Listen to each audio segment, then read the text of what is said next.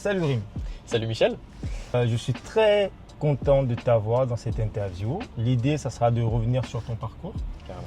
et surtout parler de Yesterday parce que c'est une plateforme vraiment qui aide beaucoup d'entrepreneurs et j'imagine certainement d'autres personnes au niveau local.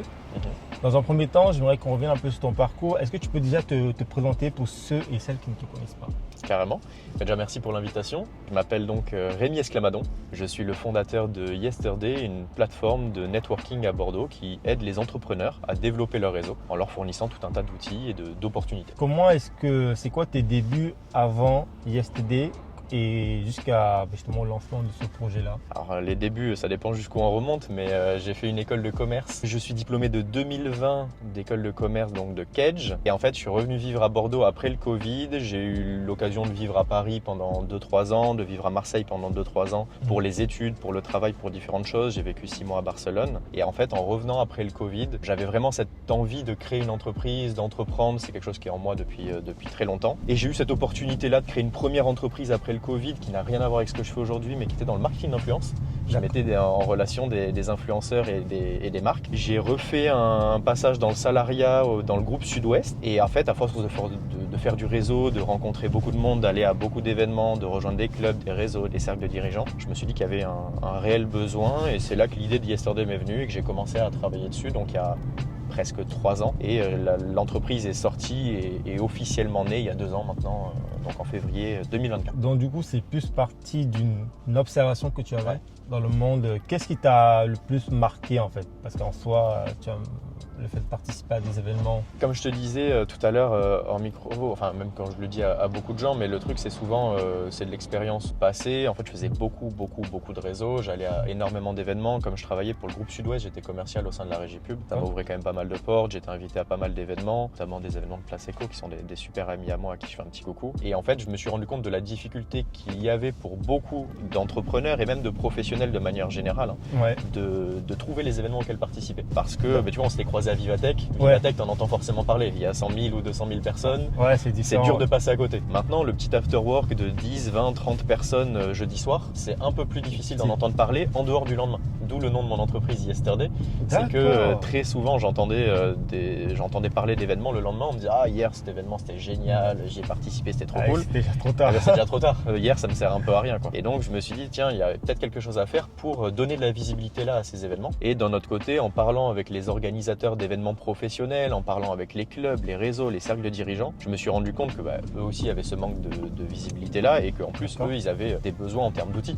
C'est-à-dire qu'ils utilisaient des outils qui n'étaient pas forcément adaptés à ce qu'ils faisaient. Mais il n'y en avait pas déjà Il y a déjà des billetteries par exemple, mais des billetteries qui n'étaient pas forcément adaptées à leurs besoins réels pour un événement professionnel directement. Pour les clubs et les réseaux, ils avaient besoin d'une structure pour gérer leurs membres, leurs adhérents, leurs adhésions, les mailings, toute la partie automatisation, etc. Et là c'est pareil, en fait ils jonglaient entre plein d'outils différents qui payaient tous les mois et qui n'étaient pas en plus 100% adaptés à leurs besoins, donc ils cumulaient souvent 2, 3, 4, 5, 6 outils et je me suis dit attends, c'est quand même dingue en 2025, alors à l'époque en 2024 et aujourd'hui en 2026, de encore travailler sur des fichiers Excel pour gérer ses membres, de faire des virements, d'inviter tout le monde par SMS. Je me suis dit c'est quand même dingue, et de faire du bouche à oreille pour que les gens entendent parler de l'événement. Je me suis dit tiens, il y a peut-être quelque chose à faire, de réunir un peu les besoins et les attentes des deux côtés. Et donc j'ai commencé à développer et c'est comme ça que Yesterday est né il y a 2 ans.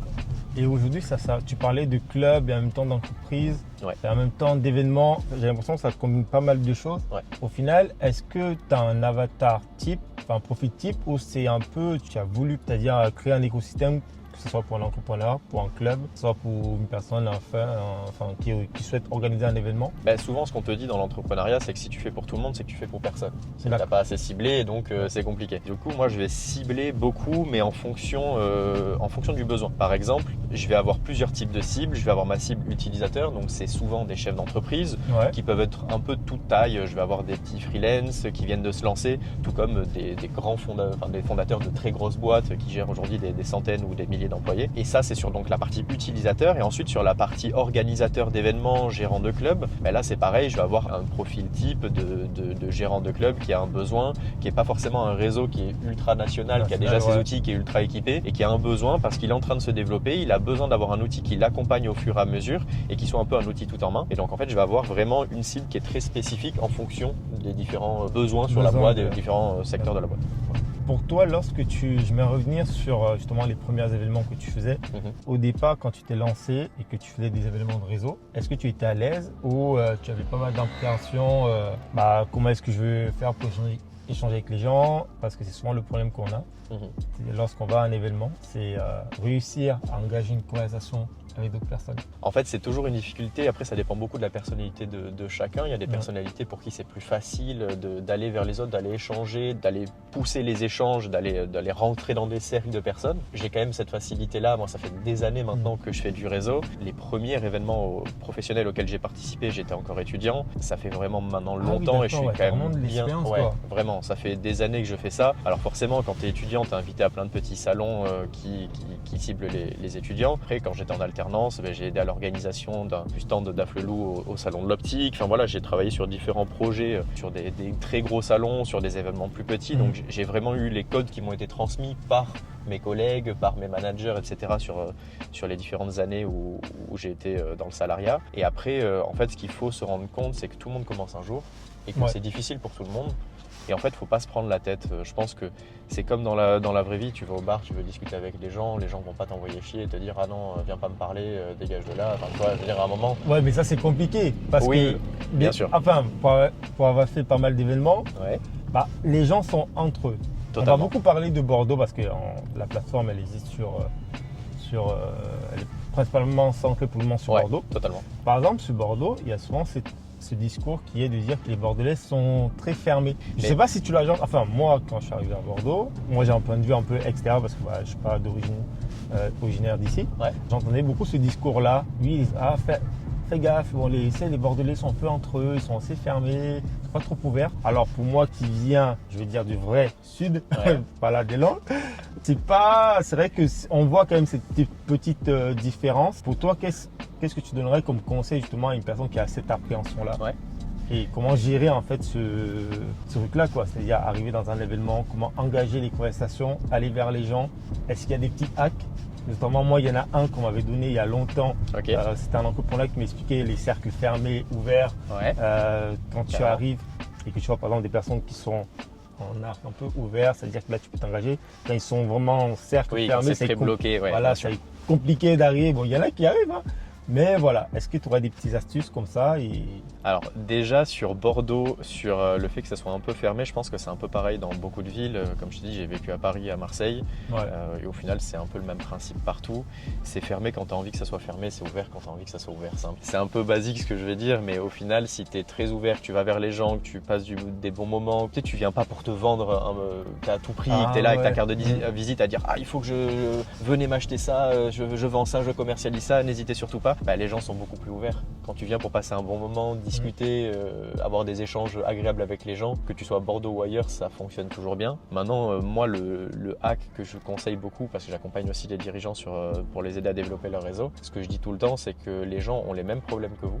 Et qu'en fait, les problèmes que tu as toi-même de dire j'ai du mal à aller vers les autres, j'ai peur de gêner, qu'est-ce que vont penser les gens, et si je fais comme ci, comme ça, les gens vont penser que tout le monde se pose la même question. Et donc même les gens qui sont dans un groupe et qui ont enfin réussi à rejoindre un groupe d'une discussion, tu sais, lors d'un événement, en fait ils se disent exactement les mêmes choses et ils se disent comment je vais faire pour aller rejoindre tel groupe ou parler avec telle personne, comment je vais réussir à rejoindre telle discussion. Et donc en fait tout le monde a ce truc-là, et donc je me dis, si tu es celui qui fait l'effort, pour les autres qui se disent « Ah, lui, il a quand même osé venir me parler, venir dans le groupe, venir participer ». Évidemment, il y a des façons de le faire, comme tu le disais, quand il y a un groupe qui est très fermé, même ça se voit des fois sur le visage des gens qui sont en train d'avoir un sujet qui est très sérieux, qui sont très concentrés sur quelque chose. Évidemment que le but, c'est pas d'aller couper la discussion, d'aller emmerder les gens. Maintenant, sur le principe, je pense que quand tu participes à un événement professionnel, c'est que tu as envie de discuter avec les gens. Moi, c'est comme ça que je vois les choses, et je me dis, si tu vas vers quelqu'un et que la personne te rejette en te disant « Non, j'ai pas envie de te parler », le problème c'est pas toi. Le problème c'est la personne en face qui n'a peut-être rien à faire là.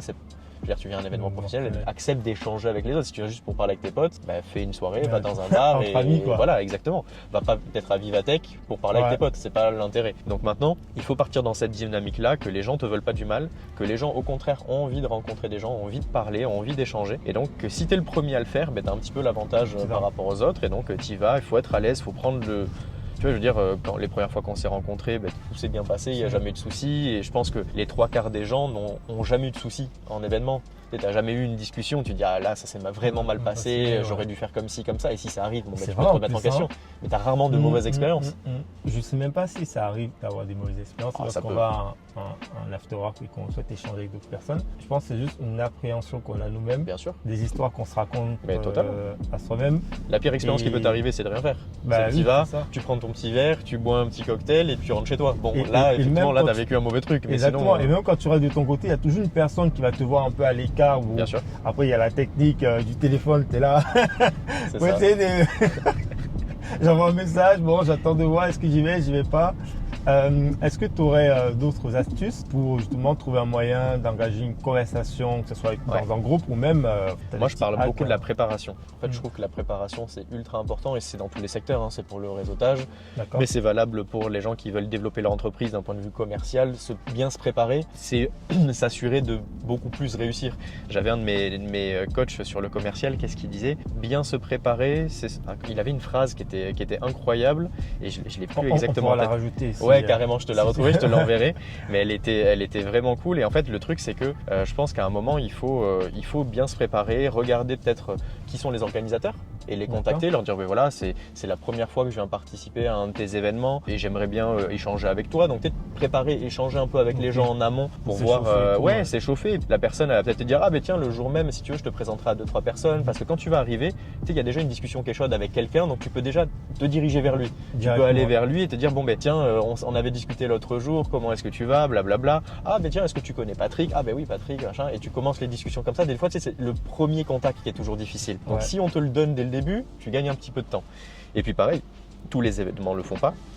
Mais quand tu as la possibilité d'avoir la liste des personnes qui vont participer, c'est toujours un avantage certain parce que tu te dis, bon ben Patrick, Marjolaine, Cédric, j'ai envie de parler avec eux et donc je vais aller discuter avec eux sur LinkedIn, échanger un peu avec eux ou au moins cibler que le jour de l'événement, je vais devoir aller parler avec eux et donc je vais les voir à tel endroit et me dire, ah tiens, je vais aller rejoindre sa discussion. C'est vrai que quand il va à 100% au hasard, en fait, il ne faut pas imaginer la foule comme un grand bloc.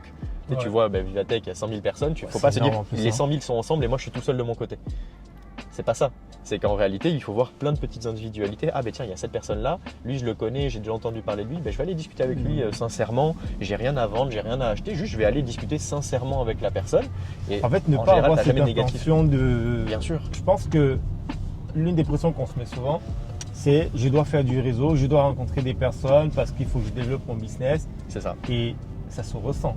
Au final, c'est sûr. Quand tu viens pour essayer de donner à tout prix ta carte de visite… on l'a tous vécu. C'est le seul truc négatif qui peut arriver. C'est-à-dire que si tu es trop pushy, que tu as trop vraiment envie de vendre, et attention, je ne dis pas qu'il ne faut pas avoir envie de vendre, on a tous des entreprises, on a tous envie que ça se développe, donc évidemment que tu as envie de vendre. Maintenant, si tu viens, et comme c'est ce que je te disais tout à l'heure, mais si tu viens en disant voici ma carte de visite, appelle-moi, il faut vraiment que je te vende ça, qui a envie d'acheter? Personne. Donc à un moment, c'est pour ça que je trouve que c'est important d'y aller naturellement, de se dire que en fait c'est l'humain, on vient juste parler, passer un bon moment, participer, je sais pas, à un atelier, voir une conférence, boire un cocktail, etc. Et je pense que quand tu viens dans cette dynamique d'être naturel et de passer un bon moment, en général ça se passe bien. Le positif attire le positif. Exactement. Tu viens avec une bonne mentalité, ça va bien se passer. Il y a peu de chances que ça se passe mal. Au pire, tu t'es ennuyé. Au pire, l'événement était mal organisé, il y a eu un souci, il y a eu un couac, il y a eu quoi que ce soit. Maintenant, de ton côté à toi, il peut rien se passer de mal. Je veux dire, on se connaît maintenant depuis un petit moment. Tu vois, on se croise à différents événements. Je vois aucun monde dans lequel toi, par exemple, ça pourrait mal se passer avec des gens à un événement. Il n'y a aucune raison pour laquelle ça pourrait mal se passer. Je veux dire, si tu es respectueux, que tu es poli, que tu es bien élevé, que tu échanges avec les gens naturellement, il n'y a aucune raison que les gens, ça se passe mal avec eux. Et tu parlais du fait que tu accompagnais les entrepreneurs ou les entreprises? Les entrepreneurs principalement. À développer leur réseau. Ouais, exactement. Okay. Et comment ça se passe? Est-ce que c'est des entrepreneurs qui ont déjà une activité en place ou qui se lancent? Ça peut être les deux. Maintenant, c'est toujours une question de budget. D'accord.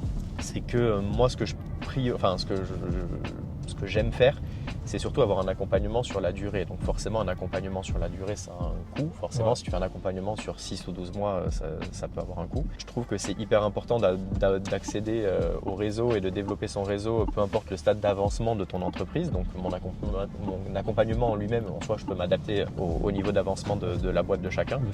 Et en fait, le fonctionnement, il est assez simple. C'est que moi, je vais faire une analyse complète de la personne, de sa personnalité, de ce qu'elle aime, de ce qu'elle n'aime pas, du réseau actuel qu'elle a, les événements qu'elle a déjà participé, peut-être les clubs et les réseaux dont elle fait partie. Je vais faire vraiment une analyse complète de tout ça. Et en fonction de ça, en fait, on va lancer ensuite les premières étapes de montée en compétence sur certaines thématiques. Des fois, ça va être sur le fait de bien se présenter, trouver les bons événements, les bons réseaux, comment faire pour arriver à bien les sélectionner. Et puis ensuite, on va en sélectionner ensemble. On va trouver des événements, des clubs, des réseaux. On va aller les tester. Je vais peut-être même en accompagner certains lors d'événements pour voir un petit peu comment ils interagissent, les présenter avec d'autres personnes, etc. Et en fait, le but, c'est de faire ça sur la durée et de pouvoir tester, modifier, relancer certaines choses parce qu'on les avait travaillées et qu'en fait, on les a pas assez travaillées, donc on va rebosser dessus. Et puis après, on va espacer un petit peu les fois où on va se voir, on va faire des points un peu réguliers. Donc c'est le fonctionnement que j'ai aujourd'hui sur cet accompagnement-là. D'accord. Et ça, c'est quelque chose que tu proposes en plus, en option, ou comment ça se passe par rapport? Est-ce que c'est complémentaire à ce que tu fais avec Yesterday? Ou c'est C'est un peu séparé, mais ça reste dans Yesterday en soi. C'est une partie accompagnement, coaching, un peu agence que j'ai au sein de Yesterday. Et donc là, c'est sur des dirigeants très spécifiques qui ont ce besoin-là.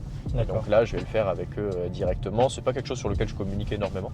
Même sur LinkedIn, je communique rarement dessus, même presque jamais. Je crois que j'ai fait 2 publications. Tu vois, moi qui suis ton contenu, je n'étais pas au courant que tu proposais. Parce que tu parles beaucoup des événements où tu participes, tu donnes des conseils, tu donnes ton avis. Et ça, vraiment, j'apprécie. Mais c'est vrai que je ne savais pas que tu accompagnais en fait les entrepreneurs à développer. En fait, j'hésite. C'est toujours compliqué, je trouve, de choisir sur quoi tu vas communiquer et de ne pas te disperser. Je ne dis pas que j'ai la bonne solution, il faudrait sûrement que j'en parle plus. Mais je trouve, moi, mon cœur de métier, ça reste l'outil Yesterday, de bien le présenter aux gens, que les gens le découvrent, l'utilisent, que ce soit les organisateurs ou les utilisateurs. Donc, je me concentre beaucoup sur ça. Et la partie coaching, ça va plus être sur du relationnel, on échange, on se voit à des événements, on se voit 1 fois, 2 fois, 3 fois. Et en fait, la personne me dit, j'ai tel problème. Et je me dis, là, il y a peut-être un truc sur lequel je peux t'aider. Et donc, on en discute. Et en fait, ça se fait plus de façon naturelle que sur une base de communication, de vente ou quoi que ce soit. Donc, je préfère le faire comme ça. Mais il faudrait que je communique plus. Après, ça fait je pense que 5 mois que je fais ça. Honnêtement, moi je te donne mon avis parce que c'est un problème pardon, que moi j'ai sur LinkedIn. C'est que avec Bordeaux Média, la partie interne d'agence de com, je ne sais pas sur quoi moi non plus trop communiquer des fois. Et c'est dur. je suis un peu des fois aussi perdu. Mais c'est vrai que vu que tu parles tellement des STD qu'on finit par te connaître pour ça et peut-être que c'est un avantage en soi. Après, les gens viennent échanger avec toi et tu la bascules vers la partie prestation. Carrément. Pour toi, lorsque je regarde ton contenu, le réseau, c'est quelque chose de hyper important. Et à Bordeaux, je trouve qu'il y a beaucoup de clubs business d'affaires. Je crois que sur ta plateforme, il y en a quelques-uns qui sont… J'en ai une centaine, 150, quelque chose comme ça. Et je crois qu'à Bordeaux, il y en a 400. C'est énorme. C'est assez énorme. Et du coup, comment est-ce que tu fais pour choisir… En plus, ça tombe bien parce que c'est une problématique que moi j'ai. Comment tu fais pour choisir un club d'affaires? Parce que faire des déjeuners de découverte, c'est bien. Pour certaines, il faut se lever à 7h, pour 7h15. C'est sûr. Pour moi, j'ai fait ça une fois, j'ai dit non, je ne referai pas ça. Non, il faut être présent à 7h. C'est qu'il ne faut pas se lever à 7h. Il faut y être à 7h. Donc, je suis un peu, comment dire, assez perdu parce qu'il y a quand même 400 clubs d'affaires. Comment tu choisis? Voilà, moi c'est vraiment quelque chose que je souhaite aborder avec toi parce que je pense que ça pourrait aider pas mal de personnes qui sont certainement dans le même cas que moi, qui cherchent un club d'affaires qui pourrait être intéressant et pertinent pour leur activité. Alors déjà, tu l'as dit, c'est un choix et c'est quelque chose qui doit se ressentir. En fait, ça prend beaucoup de temps parce qu'il faut tester, il faut aller participer, il faut aller faire des tests. Tu vois, par exemple, les réseaux qui sont à 7h du matin, il faut y aller, il faut aller essayer, voir si ça te correspond et si ça te correspond pas, ça te correspond pas. En fait, c'est très lié à une personne en particulier. Tu vois, je serais carrément incapable de te dire en réseau, de te dire en vidéo, il faut rejoindre tel réseau. Tel réseau est mieux que tel réseau. Il n'y a pas vraiment pour moi ce niveau de hiérarchie là entre les réseaux. Ça va être très dépendant de la personne. Il y a des personnes pour qui tel ou tel réseau va être génial. Par contre, tu vas voir la personne juste à côté, ils vont dire non, ce réseau-là, c'est une catastrophe. Ça marche pas du tout. C'est vraiment ça l'opposé de ce que… Bien sûr. Mais C'est le cas pour tous les réseaux. Et puis, en plus, tous les réseaux ont leur propre forme, leur propre entité, leurs propres membres qui ont un impact aussi énorme sur le collectif. Et donc forcément, ça a un impact colossal sur ton ressenti à toi personnel. En fonction de qui tu es, c'est pour ça que je te disais que moi je fais une grosse analyse de la personne et c'est pas que sur ce qu'elle fait en termes d'activité, même si c'est un impact, mais aussi sur qui elle est. C'est tout bête, mais par exemple un entrepreneur avec qui je parlais avant-hier soir me disait que lui il est passionné par le sport. Lui vraiment il fait du sport presque tous les jours, c'est vraiment sa passion. Et il me disait mais moi je me vois pas par exemple le soir aller à un événement professionnel plutôt que d'aller faire du sport, ou le midi au lieu de faire du sport d'aller à un événement. Et je dis je comprends tout à fait, mais d'un autre côté il y a des réseaux qui sont liés au sport. Tu peux, moi je suis passionné par le padel. Moi je suis fan de padel, je joue toutes les semaines. Et au final, dans le padel, tu as plein de réseaux. Tu as Réseau Padel, Redes, pour ne pas les citer, ils sont top. Je leur fais un petit coucou. C'est des super réseaux dans lesquels tu fais du sport, tu passes un bon moment avec des entrepreneurs, tu manges avec eux, ou tu fais un petit after work, tu bois un petit verre, etc. Et en fait, tu cumules l'aspect réseau, l'aspect sport, l'aspect entrepreneuriat, l'aspect business, etc. Et donc en fait, suivant vraiment tes besoins, suivant tes envies, ce que tu aimes faire au quotidien, il y a tout un tas de réseaux qui vont avoir de l'intérêt pour toi. Tous les réseaux apportent pas la même chose en plus. Tu as des réseaux qui sont très business, comme tu l'as dit, des cercles, des réseaux d'affaires carrément, dans lesquels on vient parler business. Moi, je vends ça, toi, tu vends ça. Est-ce qu'on pourrait travailler ensemble, etc. Tu as des réseaux qui sont là plus pour apporter du conseil, de l'accompagnement auprès des dirigeants. Tu as des structures comme 60 000 rebonds, si je dis pas de bêtises, qui accompagnent les entrepreneurs lorsque leur activité s'est terminée pour rebondir suite à ça, parce que c'est une épreuve qui est souvent très difficile quand ton entreprise s'arrête. Ça peut être positif comme négatif, mais très souvent pour beaucoup de gens on le voit comme quelque chose de négatif. Et donc cette association-là les aide à rebondir après ça. Et il y a énormément de formats différents, en format associatif, business, etc. Et donc c'est hyper important de savoir de quoi tu as besoin et ensuite de tester. Et ça après ça prend beaucoup de temps, il faut y aller, il faut participer à des réunions, rencontrer les gens, parce que tu vois on parle de réseaux, il y en a certains, quand je te disais sur les 400, il y en a certains qui ont 30 ou 40 entités par exemple à Bordeaux. Les BNI par exemple, je crois qu'ils sont 40 à Bordeaux, quelque chose comme ça. Il y en a vraiment beaucoup, c'est sûr.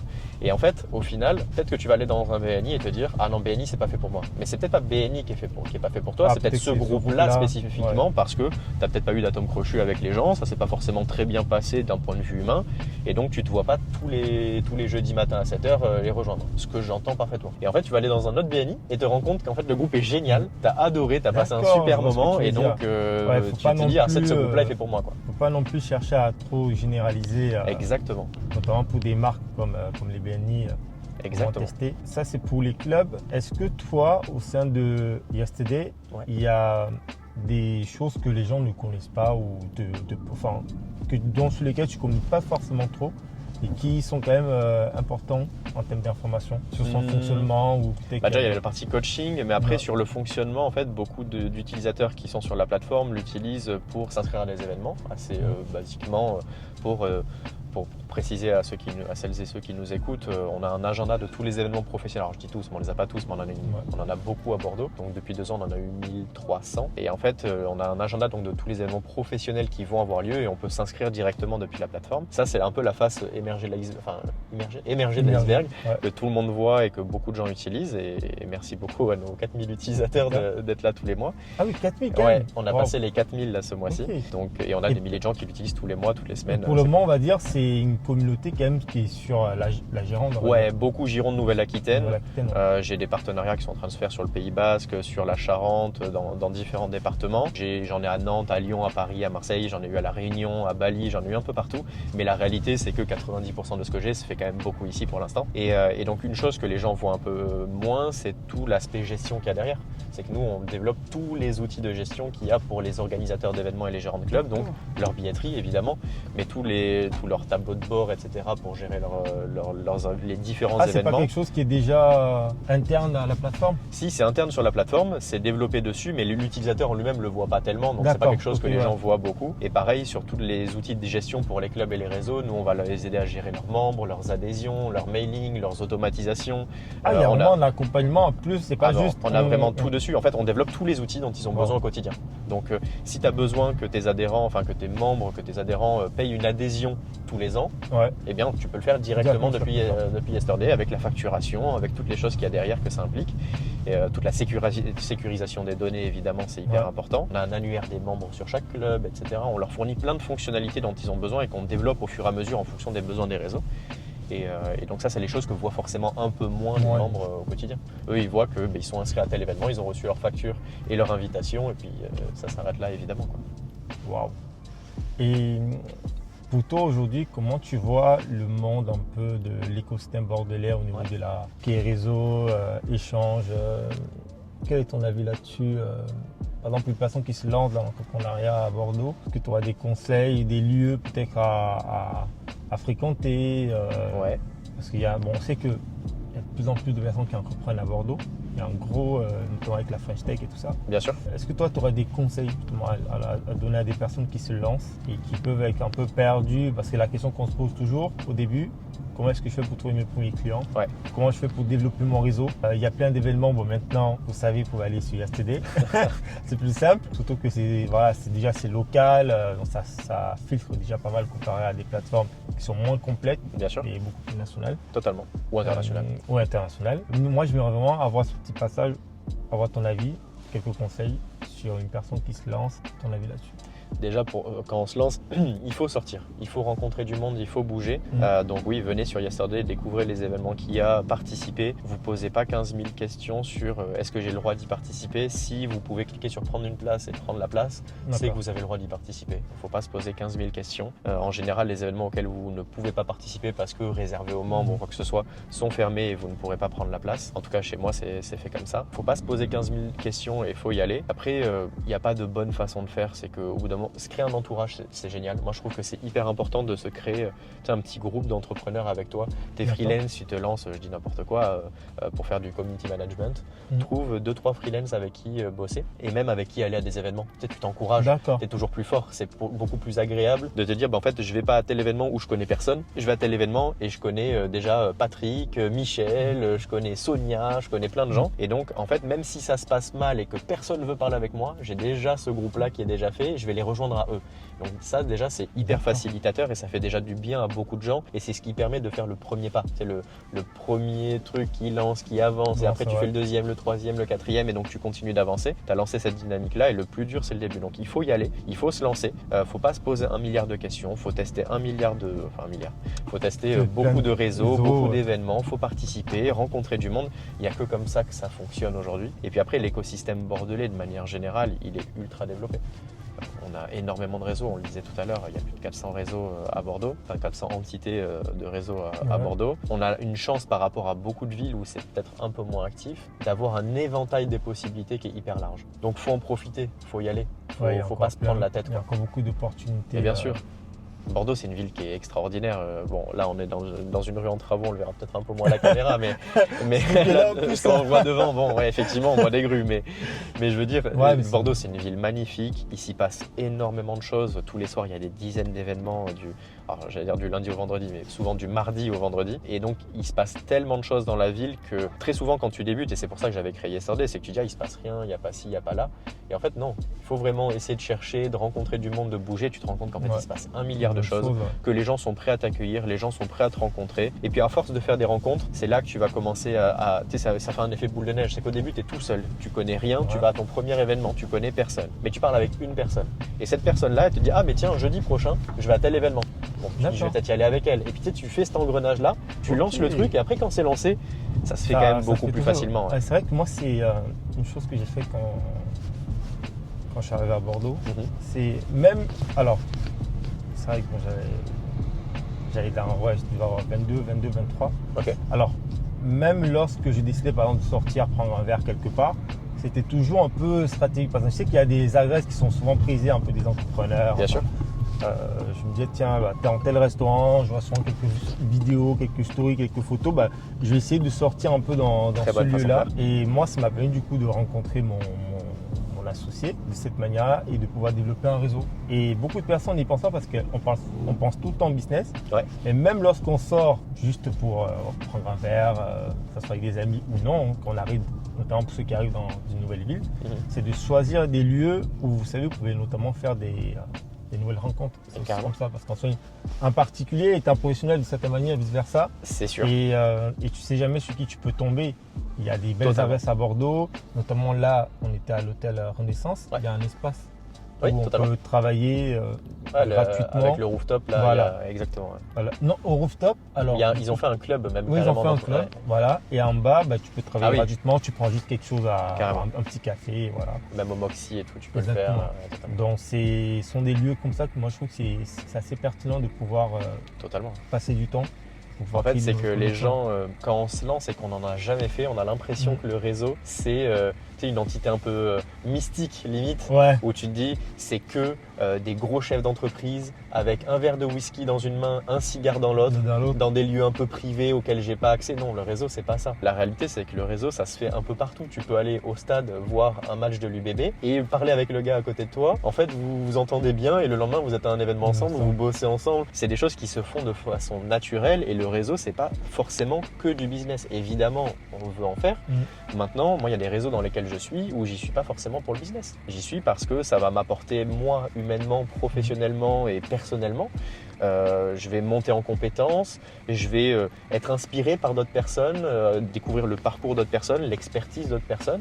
Et donc, tu le fais pas forcément pour gagner de l'argent et te dire, tiens, les personnes que je vais rencontrer vont devenir mes clients. C'est pas que ça la vie. Et tu viens aussi pour partager, échanger.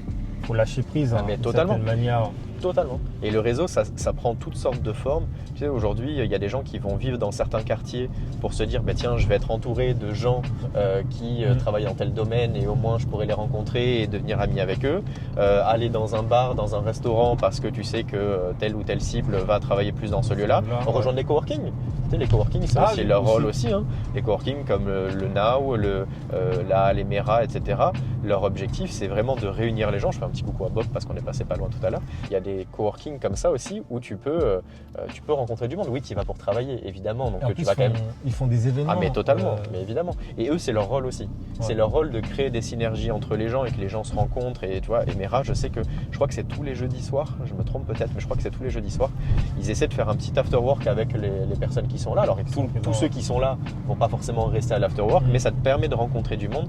Pour eux, c'est pas bête de toute façon. Si les gens se rencontrent, s'entendent bien, ils vont rester plus longtemps dans leur cowork. C'est logique aussi. Mais sur le principe, il y a 1 milliard d'opportunités de rencontrer du monde. Et la meilleure opportunité, c'est pas toujours celle qu'on a identifiée de base. C'est pas forcément d'aller à un événement et te dire je vais aller essayer de cibler des gens pour leur vendre ce que je fais. Non, la meilleure opportunité, c'est celle qui te fait plaisir. C'est celle où tu passes un bon moment, où tu aimes ce que tu fais. Et ça, mais il y en a pléthore. Hein. Au final, en fait, pour développer son réseau, en fait, ça se fait même au quotidien. Ah, mais totalement. En échangeant avec quelqu'un, tu files un coup de main, je sais pas, une personne qui est dans le besoin, dans la rue, je sais pas, tu as du dame, vous échangez et tu sais pas, peut-être que la directrice d'une boîte et tu avais à tout prix besoin de travailler sur cette entreprise. Totalement. Donc l'idée, c'est vraiment de lâcher prise et de se dire, dans tous les cas, en fait, le réseau va se faire naturellement avec le temps, au fil des échanges que j'aurai avec les personnes. Et en plus, c'est comme ça que ça s'est fait avec nous. C'est-à-dire on s'est rencontrés à un événement et à chaque fois que ça soit sur Bordeaux Média ou même sur LinkedIn, il me dit tiens, il y a Rémi qui m'a parlé de toi et tout. Et il me dit waouh, en fait, ce qui est bien, c'est que alors Bordeaux, c'est un avantage et en même temps, je sais pas si on peut dire inconvénient, c'est que c'est une petite ville. Ouais. C'est un village en fait, Bordeaux. Carrément. Et tout le monde se connaît. Ouais, tout le monde se connaît. Ouais. Et je trouve que finalement, se prendre trop la tête à vouloir dire oui, il faut tout que je développe mon réseau. Non, si tu connais à peu près. Moi, si tu connais 5 personnes qui sont là, par exemple, admettons, tu veux que ce soit même pour développer ton réseau, pour ton business ou autre. Si tu connais 5 personnes qui sont là depuis plus de 10 ans, 15 ans sur Bordeaux, c'est bon, tu as fait le tour. Parce que ces personnes-là, c'était une bonne entente et vraiment, tu n'es pas juste là pour prendre, et sans souci. C'est un truc sur lequel je dis souvent aux gens, c'est qu'il faut être dans l'échange. Il faut apporter de la valeur. Il ne faut pas juste être là pour prendre. Et parce que malheureusement, et ça se ressent, notamment quand tu échanges avec une personne qui arrive, qui direct te donne sa carte, ce n'est pas la bonne approche. Il faut vraiment être là pour créer un lien. Se dire, ok, cette personne-là, par exemple, moi, le fait de t'avoir rencontré, il y a au moins une dizaine de personnes, oui, facile, 10 personnes qui m'ont dit, tiens, il m'a parlé de toi. Pour moi, c'est hyper important parce qu'en fait, c'est comme ça que tu fais vraiment du réseau. Pour beaucoup de gens, faire du réseau, c'est gagner. C'est gagner. Je rencontre des gens, je gagne des clients, je gagne. En fait, faire du réseau, non, c'est partager, c'est donner. En fait, il y a une phrase, je crois que c'est une des devises des BNI justement, c'est de donner avant de recevoir. Et pour moi, c'est tellement important. Il faut partager, il faut donner aux autres et c'est comme ça que tu as des retours. Tu le fais pas en te disant je donne, je transmets ce contact à telle personne pour avoir un retour. Mais tu le fais de façon naturelle, tu le fais avec une bonne volonté et en te disant un jour j'aurai forcément des retours. Si tu fais du bien à 100 personnes, tu auras forcément des gens qui vont faire du bien. C'est logique, c'est naturel, c'est normal. Je veux dire, les gens avec qui tu es agréable, avec qui tu passes un bon moment, tu les aides dans leur activité ou dans quoi que ce soit, ils ont forcément envie de te rendre l'appareil un jour, c'est naturel, c'est normal. Et donc je trouve que c'est une bonne façon de faire les choses. Et c'est même pour moi la seule bonne façon de faire les choses. Quoi. Et pour toi, est-ce qu'il y a d'autres choses que tu aurais donné comme conseil à une personne de surtout pas faire lorsqu'il va à un événement? Parce on a partagé des conseils sur les choses à faire, mais les choses à ne surtout pas faire. Bon, là, on vient d'aborder le fait de ne pas juste être là pour prendre, il faut vraiment apporter aussi de la valeur. Mais est-ce que tu aurais d'autres choses que tu as pu observer ou même vivre? Ou est-ce que tu as une anecdote même, pourquoi pas, à nous raconter d'une personne ou même d'un environnement dans lequel tu étais et tu te dis, pas fou. J'en ai une. J'ai participé à un événement il y a 3 ans et quand j'arrive devant l'événement, je connaissais personne de ceux qui attendaient, c'était pas encore ouvert, donc on était une dizaine, quinzaine dehors à attendre. Et donc je me dis, je vais commencer à parler avec les gens, c'est le but, je viens parler un petit peu, échanger. Et je vois un groupe de 2 personnes qui étaient l'une à côté de l'autre mais qui n'avaient pas l'air d'échanger. Je me dis, tiens, je vais y aller, je vais lancer la discussion. Et donc j'arrive, je sais plus si je me présente en premier, je crois pas, je demande à la personne ce qu'elle fait, la première. Et la première, elle me dit, voilà, je m'appelle machin. J'accompagne les dirigeants qui font plus de tant de millions par an. Et puis voilà. Et puis il regarde ailleurs, il commence à... c'est fini, la discussion elle est terminée, je regarde ailleurs. En gros, t'es pas du tout ma cible. Et je me suis dit, c'est quand même dingue parce que, alors Michel, on se connaît bien, tu sais que je suis toujours très bien habillé. Alors là, je suis avec ma petite veste Ferrari du week-end pour profiter et tout. Mais de manière générale, je suis souvent bien habillé, costume, etc. Et là, je crois que j'étais en costume comme d'habitude, bref. Et j'ai trouvé ça quand même fou d'être accueilli comme ça. Je me suis dit, ok, c'est particulier. Et donc, je me suis tourné vers l'autre personne. Et l'autre personne, en fait, elle me dit, moi, je fais pas des millions. Et en fait, après, elle m'a présenté ce qu'elle a fait. Et en fait, cette petite blague-là, c'est ce qui fait qu'on est toujours potes. On s'est rencontrés à ce moment-là et on est toujours potes. Je passe un petit coucou à Antoine. Donc c'est la personne qui t'a fait la blague de... Ah mais lui il m'a dit moi je fais pas des millions et on peut discuter quoi en fait. C'est pas, t'inquiète, moi non plus je suis pas dans sa cible je pense. Et en fait tu vois son activité n'a rien à voir avec ce que je fais. La mienne n'a rien à voir avec ce qu'il fait. Alors on a toujours des petits liens forcément. Mais ça reste un des mecs qui me conseille énormément sur ma boîte et moi j'essaie de lui donner des conseils aussi quand je peux. On s'entend trop bien, on est devenus ultra potes. Et en fait, tout est parti de ça, d'un gars qui était un peu particulier, qui s'est dit tiens, moi je suis un monstre, toi t'es personne. Et tu vois, de pas avoir ça, tu l'as dit tout à l'heure, et j'ai trouvé ça très smart, c'est de pas faire de présomption, pas de se dire ah tiens cette personne là, c'est ci, c'est là, il fait telle activité, il fait pas telle activité, ça peut être un client ou ça peut pas être un client. Le réseau c'est plus large que ça. C'est pas, tu vois, ça se trouve je serai pas ton client, tu seras pas le mien, mais peut-être que j'ai des personnes que je connais qui pourront être tes clients et inversement. Exactement. Et donc en fait, respectez tout le monde, soyez cool avec tout le monde, ayez des discussions sincères avec les gens, même s'ils ne peuvent pas être votre client. Passez un bon moment. Je veux dire, Patrick qui est plombier, oui, ça sera peut-être pas effectivement mon client direct, mais peut-être que Patrick, il connaît des gens avec qui je pourrais bosser, et peut-être que je connais des gens avec qui Patrick pourrait bosser. Il aurait même pu faire des interventions dans des lieux, tu sais jamais. Et il y a toujours un truc que je me dis, ne jamais sous-estimer une personne. Mais clairement. Tu sais pas ce que la personne va devenir dans 2 ans, 3 ans, 10 ans, tu sais pas. Et moi, je sais par expérience parce qu'il y a des personnes à qui j'ai renvoyé l'ascenseur. J'avais totalement oublié qu'ils m'avaient rendu service. Peut-être qu'on était au lycée ensemble. Mais aujourd'hui, écoute, justement, il y en a un qui est revenu dernièrement vers moi et qui m'a dit tiens, je recherche un job. J'ai pris son CV, j'ai envoyé un peu à tout le monde et tout ça. Il m'a dit merci. Je dis parce qu'à l'époque, on était au lycée ensemble. Voilà, c'était quelqu'un avec qui je m'entendais super bien. Donc, on ne sait jamais ce que les gens vont devenir dans la vie plus tard. Et tu sais pas qui ils connaissent, tu sais pas, tu sais rien. Je veux dire, et même une personne qui... Alors, ça aussi c'est un truc, c'est que des fois tu peux te dire oui, telle personne il a un gros réseau, c'est sûr que maintenant que j'ai échangé avec lui, boum, il va me présenter plein de personnes. Moi j'ai une phrase que mon mentor m'a toujours dit, c'est que je n'écoute pas ce que les gens disent, je regarde ce qu'ils font. Exactement. En fait, cette phrase-là, moi je l'ai comprise avec le temps, c'est-à-dire le nombre de personnes qui m'ont dit oui, je vais te présenter du monde et tout, on va faire ci, là.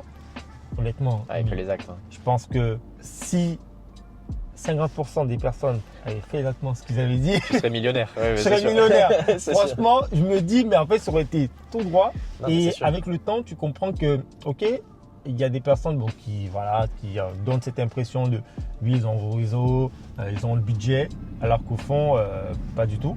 Et la personne que tu vas négliger, qui est là, ça fait déjà peut-être 1 an qu'il a en son activité, ça décolle bien, mais c'est peut-être la personne qui va te présenter et te faire connaître parce que, encore une nouvelle fois, je reviens à cet exemple-là. Toi, tu développes ta plateforme, Yesterday. On s'est rencontrés une fois, on s'est croisés à pas mal d'événements, mais tu vas parler de moi, tu vois. Et derrière, ça me permet de découvrir des personnes que je ne connaissais pas. Et c'est juste pour moi, si j'avais eu cette appréhension de me dire, oh, c'est bon, Yesterday, ça fait 2 ans que ça existe. Ouais, c'est tout nouveau. En plus, au moment où on s'est rencontrés, c'était pas aussi avancé que maintenant. Ouais, je pense que ça fait 2 ans maintenant qu'on se connaît. Donc, voilà, tu vois, tu étais là au tout début. Ouais, donc, tu arrives, tu dis, ouais, bon, c'est un truc qui va se lancer. Bon, je vais pas trop le calculer. Ouais. Et tu passes à côté d'une personne qui crée une plateforme qui peut réellement. Ne jamais sous-estimer les gens, ne jamais surestimer les gens et juste prendre les gens pour ce qu'ils sont. Et tu sais, on peut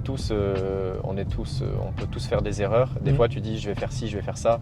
Moi, j'essaie toujours de me tenir à ce que je dis, mais ça peut arriver des fois que tu te trompes ou que finalement t'aies pas le temps ou qu'il y ait des situations de la vie qui font que. Et à un moment, il faut pas, il faut juger les gens sur leurs actes, ouais, c'est ce que tu disais, et pas sur ce qu'ils te disent qu'ils vont faire, sur ce qu'ils pourraient faire ou ce qu'ils auraient fait.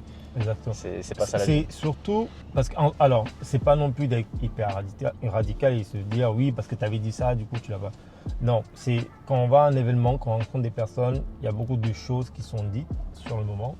Par exemple, l'une des choses, et je sais pas, tu me diras ce que tu en penses, que moi je fais, c'est que lorsque je change avec quelqu'un et que ça marche bien, on se dit, oh, tiens, ça serait bien qu'on puisse aller prendre un café. Tu dis, écoute, je te propose qu'on se cale un rendez-vous maintenant. Parce que récupérer des cartes, je trouve que c'est bien. Alors moi, j'ai pas de carte de visite. Il y en a qui vont me dire, ouais, mais pourquoi tu n'as pas de carte? En fait, moi, c'est mon approche à moi. Ouais. Je préfère être dans le téléphone des gens. Ça, c'est vraiment quelque chose que moi je dis toujours, c'est que je préfère être dans le téléphone des gens. Et quitter la zone à faibles émissions. Okay. Ça marche. Ça marche. Et surtout que lorsque je vais échanger avec une personne, si ça marche bien, c'est de me dire, viens, on cale un rendez-vous maintenant. Ouais, on va prendre un café. Et, ça, c'est des compétences commerciales. Tu vois, c'est naturellement essayer de ne pas laisser dormir la chose parce que il y a beaucoup de personnes qui vont à des événements qui passent leur temps à récupérer des cartes de visite et moi-même je l'ai fait. Et la plupart en fait j'ai jamais revu. Enfin, j'ai une pile de cartes de visite donc je me dis non en fait il faut vraiment essayer de revoir la personne. Ok, on va échanger autour d'un café un peu plus en détail, voir est-ce qu'il y a une synergie. Même s'il n'y a pas de synergie, mais au moins voilà, on se fait une idée de ce que la personne fait aujourd'hui et nous ça peut même nous permettre demain, sait-on jamais, de pouvoir envoyer un lead ou même dépanner un client. Mettons, tu as un client que tu as signé, il a besoin de, je sais pas moi, d'un menuisier, d'un charpentier, et toi tu en as rencontré un, tu lui envoies le contact, ton client est content parce que du coup tu lui as trouvé un artisan qui est efficace et l'artisan il est content, il peut faire une remise à ton client. Donc en fait il y a toujours cette synergie et ça revient à ce que tu disais tout à l'heure, ne pas sous-estimer que ce soit parce que tu sais jamais à quel moment tu auras besoin ou ce que la personne va devenir dans la vie. C'est très vrai. Tu sais, c'est des compétences qu'on te donne quand tu es commercial et qu'on te forme. Ouais. C'est de te dire, faut pas attendre des autres, faut faire toi. C'est à toi d'agir, c'est ton rôle. Et même si la personne a dit, je vais te recontacter, si tu as vraiment envie de lui parler, envoie-lui un message. Attends pas qu'elle t'en envoie un. Prends le temps, fais-le. C'est pour ça que les cartes de visite, ça a un avantage certain, c'est que ça laisse un souvenir. C'est-à-dire que tu me donnes ta carte de visite, je l'ai dans la poche, quand je rentre chez moi, je la vois. Et je me dis, mince, il faut que je l'appelle. Ça me fait un petit moyen de me rappeler que je dois te contacter. Maintenant, moi, c'est pareil. J'en ai des cartes de visite, je les oublie tout le temps. Je les laisse tout le temps chez moi. Heureusement, j'ai celle digitale sur Yesterday. On en a en digital gratuite, donc ça, c'est cool. De manière générale, j'avoue que je préfère aussi dire tiens, envoie-moi un message sur LinkedIn ou viens, je prends ton numéro maintenant, je le note de suite et je t'envoie un message. De lancer le truc de suite plutôt que de le perdre et de me dire, au fait, mince, j'ai un tas comme ça de cartes de visite que j'ai oublié de recontacter. Je trouve que c'est un peu dommage, quoi. Donc, tu disais que chez Yesterday, vous avez des cartes gratuites? Ouais, en fait, sur Yesterday, donc sur yesterday.club, quand tu crées ton compte sur ton propre profil, quand tu renseignes tes informations, tu peux te créer une carte de visite digitale, tu sais, avec un petit QR code. Tu vois, il y a plein de choses. Il y a plein de choses.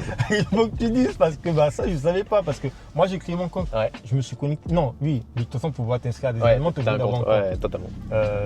Super important. Tu es obligé d'avoir un compte. Il faut avoir un compte. Et du coup, je ne savais pas que je pouvais l'utiliser comme carte de visite. Si, tu vas sur ton profil, et en fait, tu as un petit QR code et le QR code, il ramène vers ton profil. D'accord. Et en fait, l'avantage que ça a, c'est que quand on passe par ce QR code et pas par le lien direct, mais vraiment par le QR code, les gens peuvent télécharger ton contact dans leur téléphone instantanément. Waouh.